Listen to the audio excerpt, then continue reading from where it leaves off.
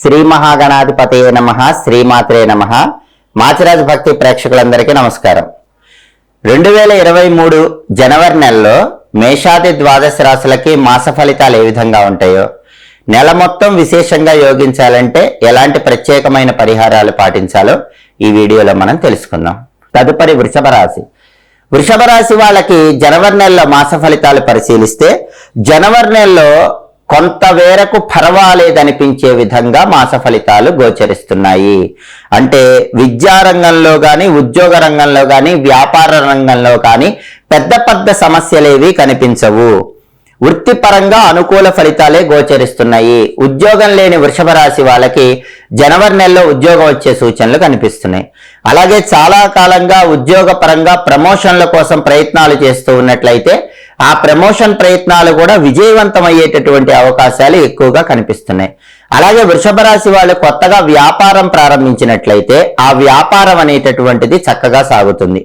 ఉన్న వ్యాపారంలో కొత్త పెట్టుబడులు పెట్టినా అవన్నీ కూడా విజయవంతం అవుతాయి.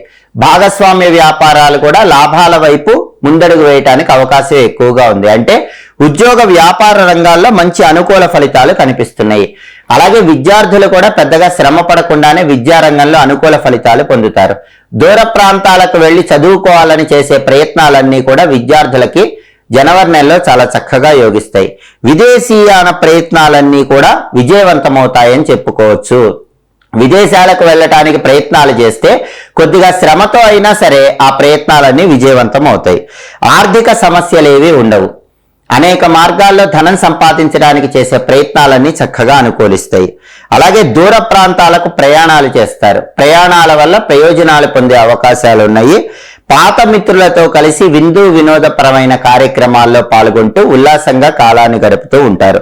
స్పెక్యులేషన్ లో మాత్రం నష్టపోయే అవకాశాలు కనిపిస్తున్నాయి. కాబట్టి వృషభ రాశి వాళ్ళు ఎవరైనా సరే జనవరి నెలలో మాత్రం స్పెక్యులేషన్ చేయకండి.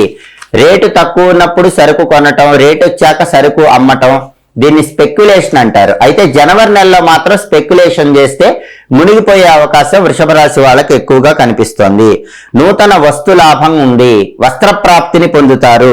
బంధుమిత్రుల సహాయ సహకారాలు పరిపూర్ణంగా లభిస్తాయి.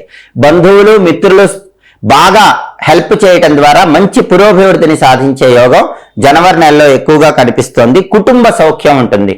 కుటుంబంలో ఉన్న విభేదాభిప్రాయాలన్నీ సమసిపోతాయి. కుటుంబ సభ్యులందరూ ఏకాభిప్రాయంతో ముందడుగు వేసే అవకాశాలు ఉన్నాయి.